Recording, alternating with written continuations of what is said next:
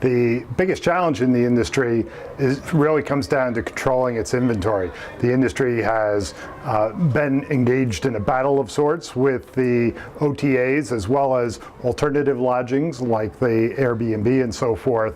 And the industry, particularly the hotel companies, are finding it quite challenging to regain control of the consumer mind and having them book directly through the hotel companies.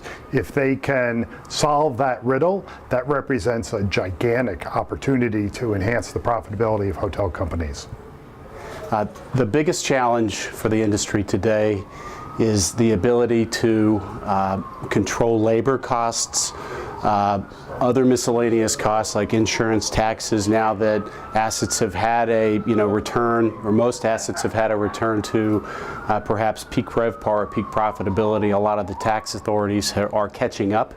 And that in the face of a flattening RevPAR environment. So higher costs in a flattening RevPAR environment, I think, is one of the major challenges that all hotel owners and brands will have to face in today's environment. I think the biggest challenge that we face in the industry right now is declining RevPAR growth combined with rising interest rates on the horizon will make the acquisition field a little more difficult than it has been in the past.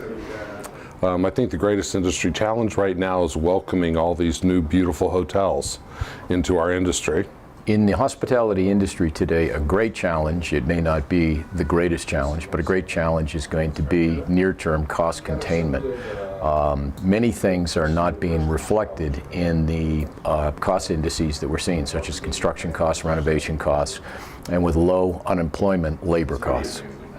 I think the biggest challenge in our industry right now is creating great experiences for our guests with a low unemployment rate. Sourcing the right people, creating the right experiences, and really balancing those two is something that we're really going to have to nail, in the near future.